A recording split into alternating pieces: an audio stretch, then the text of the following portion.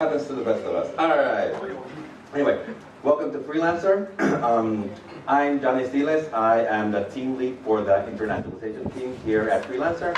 And this is my partner in crime, Boo, also part of the internationalization team. In case you guys don't know about Freelancer, we run a website that has an online marketplace for freelancers and employers to come together. We service probably around 20 million freelancers and employers worldwide in more than 240 countries. We're always hiring. This is my pitch to what we call it. If anybody wants to work with us, so if you guys are looking for work or interested in a change of scenery, come talk to us, and we might be able to accommodate you. Today, we decided that we were going to talk about RxJS observables. How many, show of hands, how many have heard or know anything about observables? All right, wow, a lot more than I expected. Cool. One of the reasons that I was motivated to talk about observables was because I'm, among other things, I'm an Angular developer. And in Angular 2, as you'll probably hear in the presentation, Google decided to replace promises. All the asynchronous processes in Angular 2 are going to be using observables instead of promises. So I figured, might as well learn a little bit about this topic, and for those of you who will probably be doing Angular sometime in the future, maybe this would benefit you guys as well. Okay, let's get started. I sort of broke it down into what you would call it a list of topics that we're going to cover. I wanted to talk a little bit about the history of asynchronous, not too much history actually, it's going to be really short, but how asynchronous programming has evolved in JavaScript. We're also going to talk, what should we call it? Of course, define observables so that you guys can understand what the concept is. Contrast how observables differ from promises, because that's one of the questions that we get the most every time that we talk about observables. And we're actually going to do a little live coding. I know that it probably, something's wrong going to happen like it always does at live coding, but we're going to take the risk and try to show you a little bit about how observables work. Finally, we're going to show you a couple of differences of how things change in Angular and how they use observables in Angular 2. And we're going to talk a little bit about the fact that observables, just like promises, what we call it, became part of JavaScript in ES 2015. They're actually the standards track for observables as well. So hopefully, sometime in the future, observables will become first-class citizens in JavaScript as well. So let's get started. Since JavaScript is an asynchronous programming language, it's callbacks. We all know about callbacks, and it's something that you can create a function, and then it can be called inside anywhere in an object. But using callbacks is over time. If your program is getting larger or getting complex, it gets a bit difficult to read, which goes back to getting the callback out. So, like this one. So it's nested too deep, it's unreadable, and you can basically trace the errors that is coming out of that code. So what's the solution to this? So we have promises. So promises is a way for solving the callback hell, because it's an object. It resolves to one value. You can wait for that value, and then you can chain it. You can basically do a lot of stuff with it. It catches errors, and it has a done function, which you can't seem to do in callbacks. But as for callbacks, chain promises is not. It seems to it's not yet complete. So because you can't restart a promise. Once it's resolved to a value, it's resolved forever. So it means you cannot use it for events, because once an event emits a value, it's resolved forever. So now we have observables. Well, yeah. One cool thing about observables, like Boo was saying, is that promises obviously represent a single future value, unfortunately. So if you ever have the need to process a series of future values, promises didn't exactly do it for us. So unfortunately, we have to do things like callbacks. We have to use callbacks to process mouse events. We have to use callbacks maybe to process a WebSocket. We have to use callbacks because there's no other way to do it. Unfortunately, promises did not resolve that for you. Observables, on the other hand, can actually emit multiple events over time. And the way that events are sort of viewed within the observables world is that they're viewed as a stream of events. And basically, if you think about it, pretty much every event you can view as a stream of events. Even if it's a simple AJAX request, maybe it's a stream of one event, but it is a stream of events. But when it comes to mouse move, mouse up, pretty much anything that you can think of, you can actually represent as a stream of events. And that is how observables tackle the problem of asynchronous programming. Everything in observable is a stream, absolutely everything. Since everything is a stream now, you can basically, you need to visualize how it's done. So the creators of the observables have created this marbles diagram, which shows you a timeline of objects being emitted by observables. So the horizontal line is the time that the objects are emitted.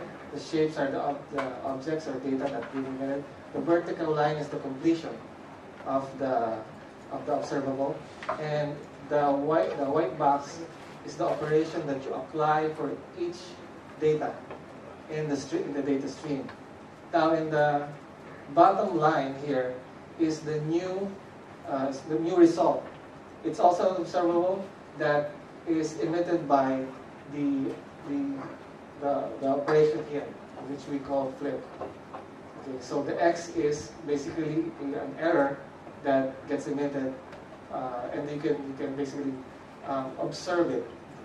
Since this is an observable, it emits also an observable, and you can chain the observables. Yeah, when the guys that, I can't remember the name of the guy, Ben Lesh, I think, is one of the guys that is actually doing observables in JavaScript. He realized that a lot of people weren't grasping the concept of observables and this concept of viewing events as strings. So he figured maybe there should be a way for us to be able to visualize them, create some kind of visual, what should we call it, mechanism to explain observables. And Boo's absolutely right. One thing that Boo's talking about, this little white box here, observables, in addition to being able to process streams of data, they actually have a series of functions or operators that allow you to transform the data that's emitted by an observable. Something very, very similar to, for example, when we were doing functional programming with array. Things like, .map, .filter. I'm sure many of you have used that. Just like we would operate on those data sets, we can also perform very similar operations with a stream of observables over time. So now we have this Marbles website that I would like to show you. Basically, it shows how over time a stream of data is processed by an operation, which is currently called operator. So this is a map operator similar to what an array map is. So for each element in the data stream, it is calculated by this function. So 1 times 10 is 10, 20, and 30. So it basically produces a new stream. The map operator observable is identical to the one in the array prototype, with one difference. The map method in the array prototype actually processes the entire array and returns the entire transformed array. Observables, on the other hand, as it receives an item that's emitted by the source string, by the source observable, it processes it and it emits a new item to the next observable that it's going to return. So it processes one at a time. Something that we actually did, we actually tested processing very large arrays, just as regular arrays with map, and also processing them as observables. And we noticed that if we were processing them as arrays, they would take a lot longer because they'd have to process the entire array, in one go, versus processing each one of them as the items came in with observables. So our next operator is a filter. Similar to array filters, it basically processes a string of data one at a time, and only filters it out based on a condition. So some elements may not end up in the new data stream, and some would go there. So here, if the condition is x is greater than 10, so 30 would be in the new stream, 22 and 60.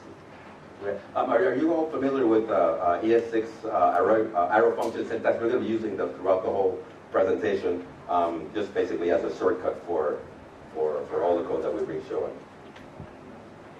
So now this is a debounce. So one example of debounce is basically an autocomplete function. Have you guys used debounce before? Show of hands, anybody? What have you guys used debounce for example? Search? Autocomplete? Yeah, that's the classic example.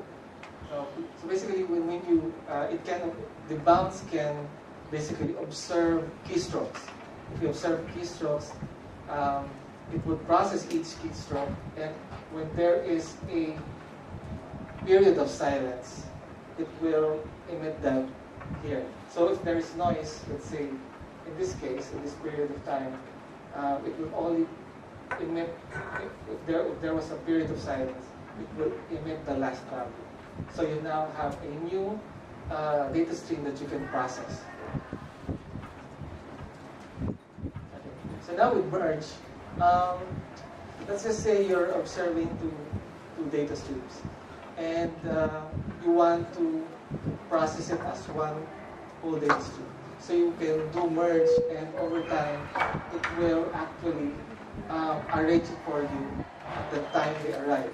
So as you can see here, one is between 60 and 80, and the last data in the second array is here because it arrived as the last element. Yeah, one cool thing about merge is that it's not limited to just merging two observables. You can actually have it up in as many observables as you want. You can merge all those streams. One use case that we found, we actually had a case where we were observing stock tickets. Yeah, actually, we were observing stock prices that were coming from two different sources, but we actually wanted the same piece of code to actually process them. So we just observed them, both streams with observables, merged them, and then we only had one function actually operating on all of them. So take until is kind of a different operator. It basically observes a first data stream, and then until it will get the elements on the first data stream until a data is emitted by the second stream.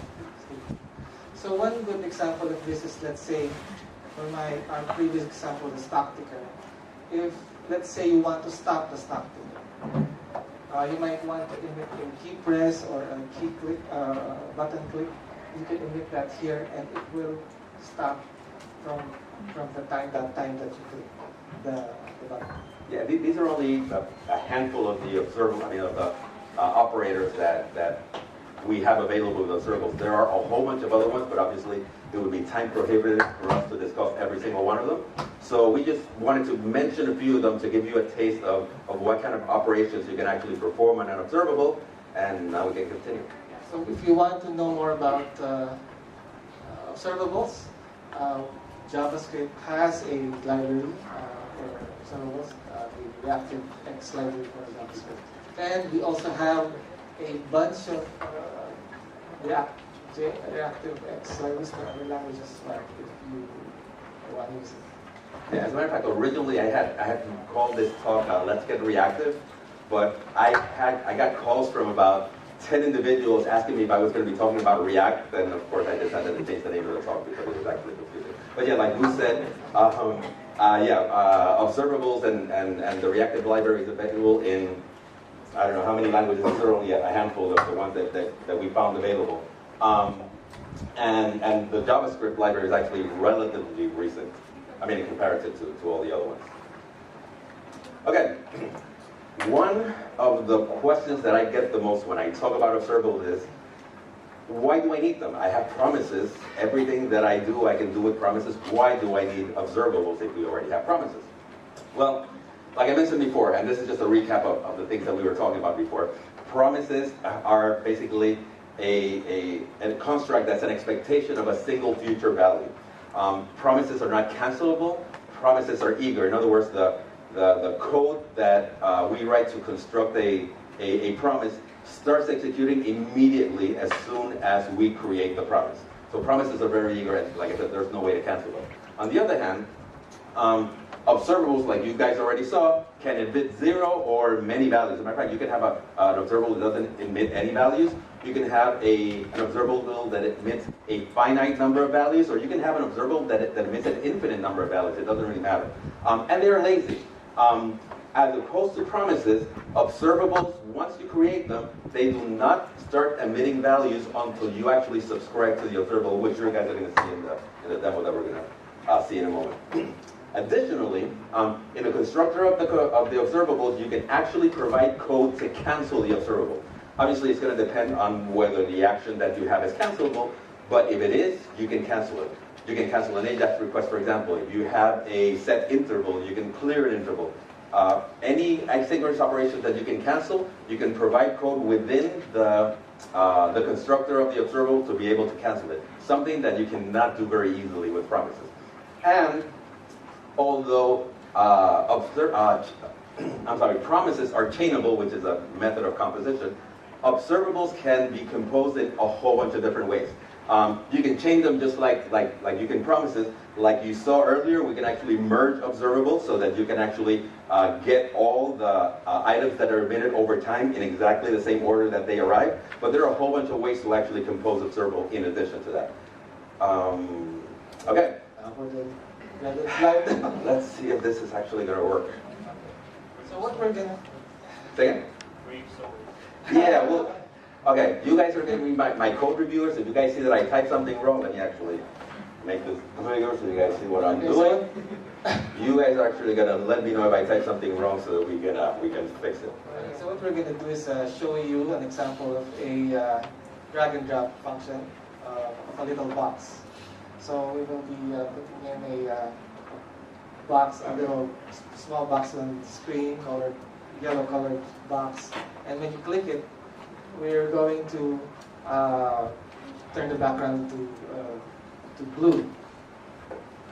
Well, the idea is that if you guys, anybody programmed the drag and drops before? Anybody coded the code for a drag and drop before? I don't know if anybody actually does that. We decided to do drag and drop because you can think about it as a stream of events, a series of events that happen. You can observe a mouse down, and after you find the mouse down, you can observe a series of mouse moves, and once you get a mouse up, you're done dragging, basically. So we wanted to show how we could do a very, very simple drag and drop using observables. Hopefully this will work. Let me have some simple CSS here.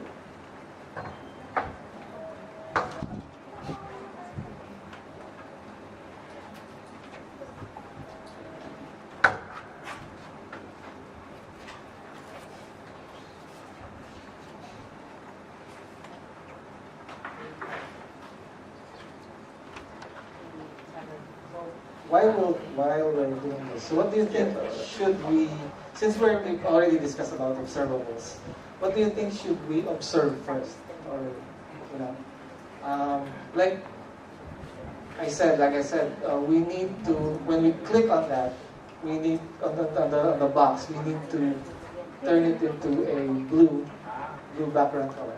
So what do you think we should subscribe or observe? What type of events should we observe? Any takers? Yeah, mouse down. That's correct. So the first one is the first event would be observing would be a mouse down. Okay, so now we need to get box, and then we will have to watch for mouse down events. Okay, actually, earlier, I don't know if you guys told me, I added the RxJS library here. Currently, they're on version 5. Well, actually, the current stable version is version 4. Version 5, yeah, it's on release candidate 1. One of the main changes between version 4 and version 5, I'll keep talking while I type so it doesn't take so long, is that first of all, they made it a lot faster. I don't know exactly what kind of optimizations they did, but they actually made the operators a lot faster.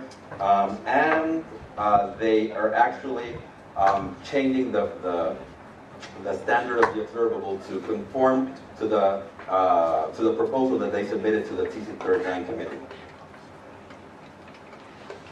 Get this out of the way. You guys can see. Box. Again?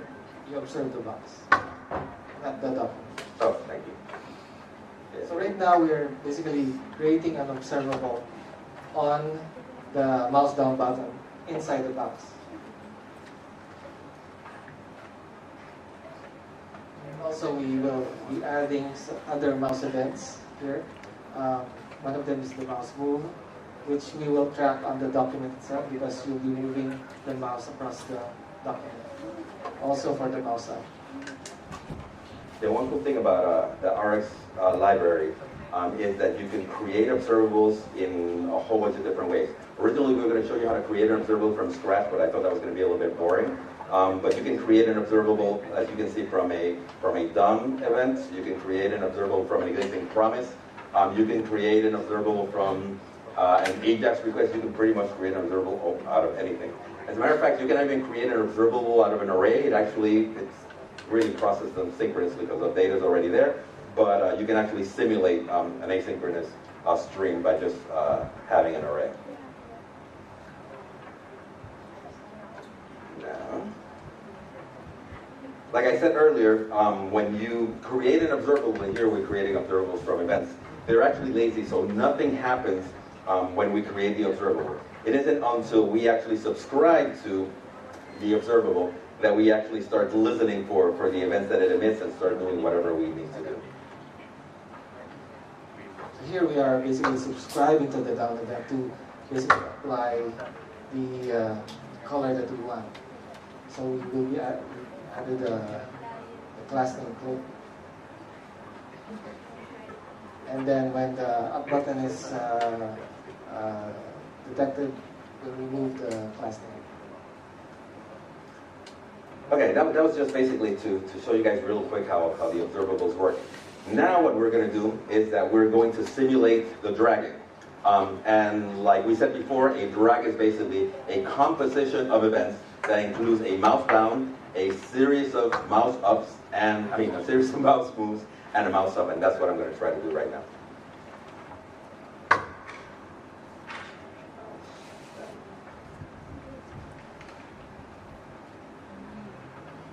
First, we will observe a mouse down. So, how should we care about the mouse downs in the future? So we won't be caring for the mouse down events in the future. So we will be, after we get a mouse down event, we will be observing the mouse move. Because a drag is basically a series of a button click and a mouse moves, a drag, and then a mouse up. Okay, so here we basically have a switch map operator that will act as an operator for the down observable, and it would get all the events from the mouse down event. Okay. In here, what you see is the offset x. The first concept for the offset x is basically to get the first button click inside the box, because we would want to know the relative position inside the box so we can drag it and not have edge, the upper left corner, jump on the mouse pointer, the position of the mouse pointer. So it has to be relative. So here so after observing the mouse down, we now switch to observing the mouse move. Okay, so it now emits a different stream, a mouse move stream, a mouse move event stream. Yeah, we did talk about switch map earlier. Like I said, there are dozens and dozens of operators. But switch map is an operator that says whenever I receive an event on a particular observable, in this case the mouse observable, stop listening to that one and let's switch to another one. And here it's going to be switching to the one that is returning, which is the move event here, which of course we define on top. And the map operator, what it does is that it's going to, for every mouse move that we have, obviously it's going to have a new location for a mouse move, it's going to map each of those mouse moves to an object, which we're going to return and we're going to use in a moment. Our first our example on the operators, we use take until. So in here, since we're actually tracking or observing the move, we will take all the moves of the mouse until an amp is detected. So it would stop the processing. So now we subscribe to the drag, and since it's emitting the position, the new position, it would change the box position relative to the mouse. It is not working. Of course it's not working. Of course it isn't. Okay. You guys are supposed to be helping me here. Say again? Uh-huh. Oh, thank you so much. You're awesome. And hopefully now it'll work. Yay. Anyway, this is just like I said, a simple example of how you create observables from events, how you can compose different observables in order to create a new observable that you can listen to and do whatever you want. Obviously, the observable that we're actually subscribing to is the drag observable, which really doesn't exactly exist. We actually composed it of the down event, which is the one that kicks off the observable, and once we receive, like I said, an event on that, we'll switch to the move event, and we'll take all the move events until we receive an up event, which is actually kind of cool. You can do that pretty much with sorry. I assume, show of hands, how many said that did Angular here before? And of you, I imagine every single one of you used the $HTTP service, right? I mean, either that or the resource, or everybody uses it, right? The $HTTP service returns a promise that, of course, we can, do whatever we need to do with the promise. In Angular 2, there's a new service called HTTP, without the $ this time, and instead of returning a promise, it returns an observable. So basically, we're going to be using exactly the same way that we used it before, except that now we can apply any of the operators that we have. We can actually compose it with some other observable. Let's say, for example, we have a series of asynchronous AJAX requests that we want to do. We can actually compose them and merge them and act on the data that's emitted by each one of them whenever the data arrives. So it's actually kind of cool. Another thing that I found really cool is, again, the Angular people, I'm sure every single one of you have used ng-repeat before. Well, the equivalent of ng-repeat in Angular 2 is ng4. And the syntax is pretty much similar, as you guys can see. But one cool thing about ng4 is that now the iterable that you put in, in the attribute for the ng4 can actually be an observable. And if this is an observable and we, follow it with pipe async, it will actually process every single item emitted by the observable in time, and it would obviously modify your DOM and do whatever it needs to do. It's actually a really cool feature. I tested it, and it's awesome. It's one of the things I like the most about this stuff. Okay, and the last thing we're going to talk about is the fact that, I think I actually mentioned it already, observables are already on the standards track in the TC39 committee. It's only on stage 1, but it looks very promising. So I'm expecting it to be part of the next version of JavaScript, or at least I'm hoping it will be. That way we don't have to include all these big-ass libraries like RxJS. And I'm going to make these slides available for you guys. And we decided to include a series of references in case you guys want to learn a little bit more about observables. The first one is actually pretty cool. It's a series of videos in Egghead that actually explains observables very, very well. They were still using RxJS version 4, which is slightly different, but the main concept of observables is pretty much the same. And that's pretty much it. You guys have any questions? Oh. Going back to the standards, it's only observables framework. Yeah. No, I'm sorry, I didn't mention that. Yeah, the only thing that's part of the sample is actually the actual observable per se, and the objects that are, that are related to the observables. The implementation of the operators is actually left to whoever is going to create libraries. So the operators are not part of the standard, only the observable per se. Sorry, I forgot to mention that. Questions? No questions.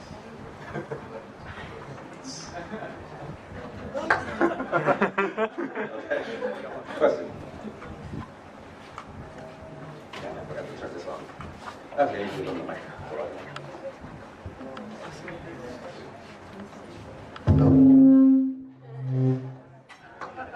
Hello. Yeah, go ahead. Hi. My question is with Angular 1. Since the model is already bundled with the scope, why should we use the observable? Well, the idea is that if the items, if the elements actually, well, first of all, in Angular 1, we don't have observables, is the first thing. Second of all, if you have an array and things arrive over time, you would manually have to update the array for it to render properly. In this particular paradigm, you don't have to. The observable, as it receives new items, it automatically emitted a new item, so it knows that it needs to actually render it. And that's how it works in Angular. Sure. Any other questions? Anybody?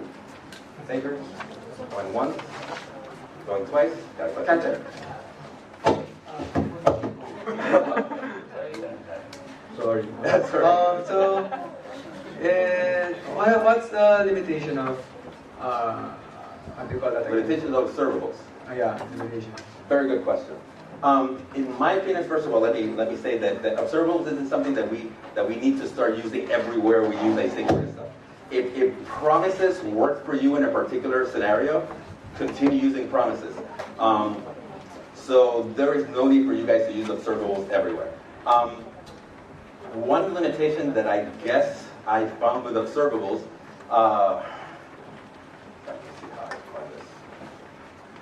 it's actually, they're actually pretty cool in comparison to promises.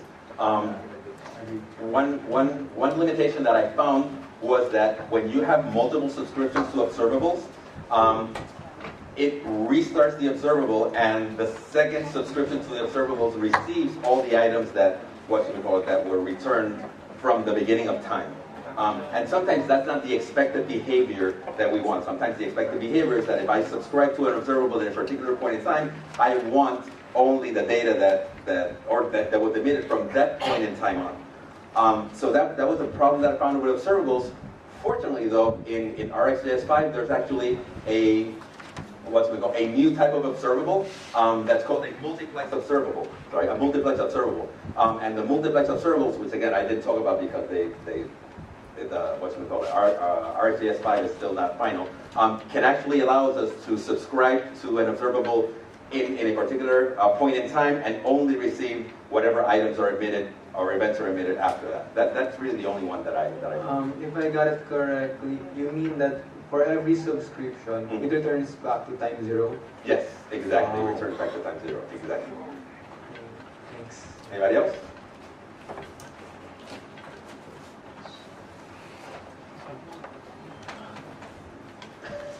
No one wants to catch bugs. Okay, thank you very much then. Thanks for coming.